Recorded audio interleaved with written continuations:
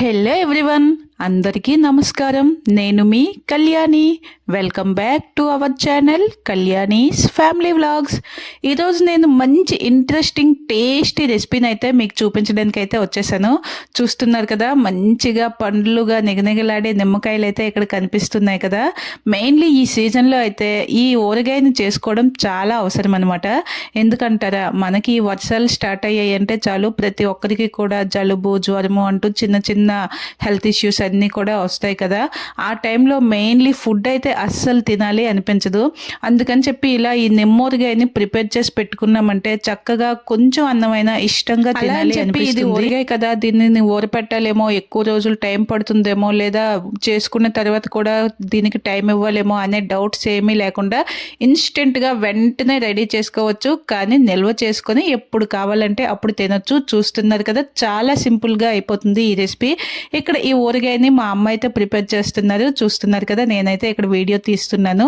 ముందుగా నిమ్మకాయలు అన్నింటినీ కూడా నీట్గా మనం వాష్ చేసుకొని కొంచెం తుడిచిపెట్టుకోవాలి. అవి కొంచెం వాటర్ అంతా ఆరిపోయిన తర్వాత ఇలా వాటిని కట్ చేసుకోవాలి. ఈ ముక్కలు అన్నింటినీ కూడా ఒక మిక్సర్ జార్లో వేసుకొని జస్ట్ 1 పల్స్ ఇచ్చి గ్రైండ్ చేసుకోవాలి. అంటే మరీ ఎక్కువ పేస్ట్ అవ్వకూడదు అనమాట, కొంచెం కోర్స్గా అవుతుంది కదా, అలా చేసుకోవాలి. చూస్తున్నారు కదా, ఇక్కడ నిమ్మకాయలకి సరిపడా ఉప్పును కూడా వేసి అలా జస్ట్ 1 పల్స్ చేసుకుంటే చాలన్నమాట. ఇప్పుడు దీన్ని మనం ఒక బౌల్లోకి షిఫ్ట్ చేసుకోవాలి. ఇదేంటి కొత్త రకం నిమ్మకాయలను ఎప్పుడు ఇలా మిక్సీ చేసి ఎప్పుడు కూడా ఎవరు ఊరగాయని చేయలేదు, ఇది ఏదో కొత్త పద్ధతి అనుకోవద్దు. మా ఇంట్లో అయితే మా అమ్మ ఎప్పుడూనూ ఇలానే ప్రిపేర్ చేస్తారనమాట. ఇది కరెక్ట్గా ఒక 1 మంత్ లోపు మేము ఖాళీ అయితే చేసేస్తాం. అన్నంతో తినడానికి చాలా బాగుంటుంది, చాలా టేస్టీగా ఉంటుంది. ఇంకా ఊరగాయ ఊరబెట్టిన తర్వాత టేస్టీగా ఉంటుంది అనుకుంటాం, కానీ ఇది వేడి వేడిగా ఊరగాయ ప్రిపేర్ చేస్తున్నప్పటి నుంచే తినేయాలి అనిపిస్తుంది.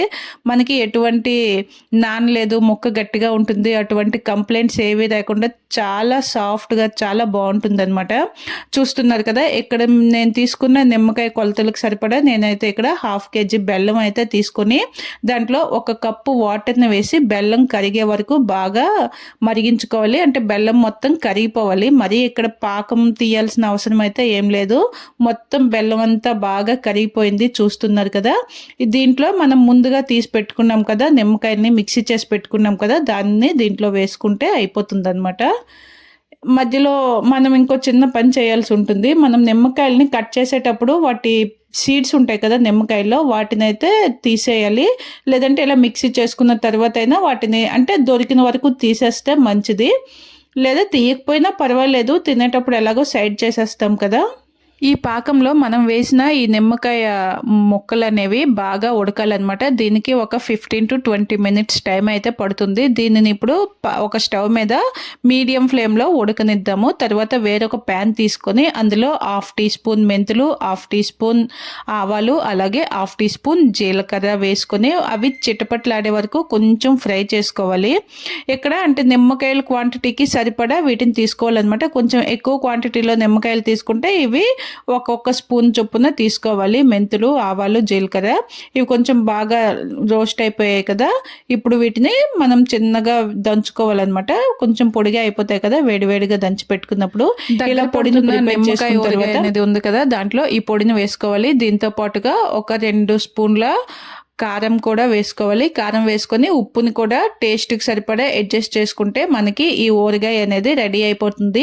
దీనిని బాగా చల్లారే వరకు బయట ఉంచిన తర్వాత, పూర్తిగా చల్లారిన తర్వాత ఏదైనా ఒక గాజు సీసాలోకి స్టోర్ చేసుకుంటే మనకి 1 మంత్ వరకు బయట నార్మల్ టెంపరేచర్లో కూడా ఉంటుంది. లేదా ఫ్రిడ్జ్లో పెట్టుకుంటే 3 months వరకు కూడా మనం యూస్ చేసుకోవచ్చు అనమాట. వేడి వేడి అన్నంలోకి కానీ, లేదా పెరుగన్నంతో కానీ, పప్పు అన్నం దేంతో అయినా కూడా ఈ ఊరగాయ అయితే చాలా టేస్టీగా ఉంటుంది. అంతేకాకుండా పిల్లలకు ఈ సీజన్లో మనం ఈ నిమ్మ ఊరగాయని ఇచ్చామంటే వాళ్ళకు కూడా ఇమ్యూనిటీ అది పెరుగుతుంది. మనకు తెలుసు కదా, సి విటమిన్ బాగా ఉంటుందని. మీరు కూడా ఈ సీజన్లో ఈ ఊరగాయని తప్పకుండా ట్రై చేయండి. అలాగే మన వీడియోని లైక్ చేసి ఛానల్ని ఇప్పుడే సబ్స్క్రైబ్ చేసుకోండి. Thank you for watching. మరొక మంచి వీడియోతో మళ్ళీ మీ ముందుకు వచ్చేస్తా. బాయ్.